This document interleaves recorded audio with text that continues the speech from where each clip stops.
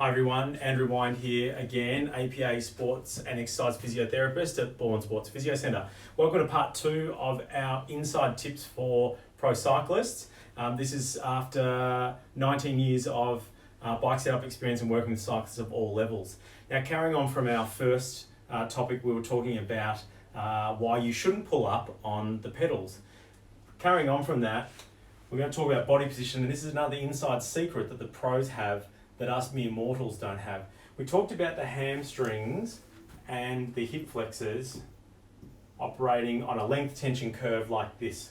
So this is torque, or the ability of the muscle to contract and produce force, and this is range of motion.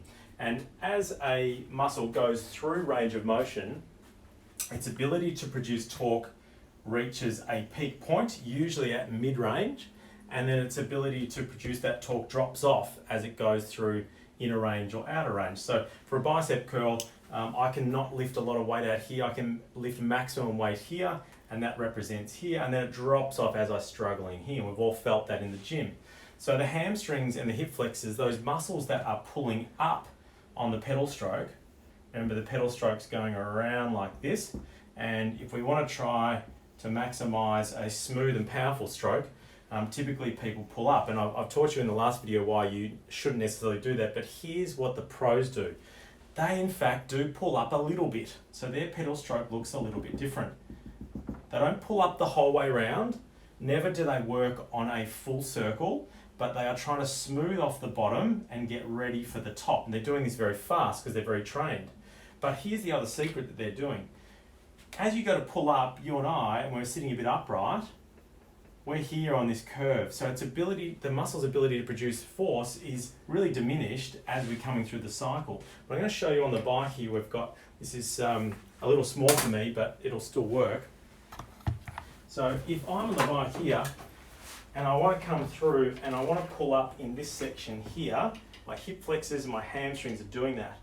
Okay, but their ability to produce torque is really compromised. But watch this. If I'm a professional and I'm way down here and I'm tipped a long way forwards, what I've done is tip my pelvis forward. Now essentially what that's doing is that's lengthening my hamstrings. So yes, I need good hip flexibility. Yes, I need the right bike setup. But if I've got those two things, and the pros do, I can lean forwards and I lengthen my hamstrings. And what that does is bring the ability to produce torque back into this zone here, and so I can actually get a little bit more wattage by pulling up.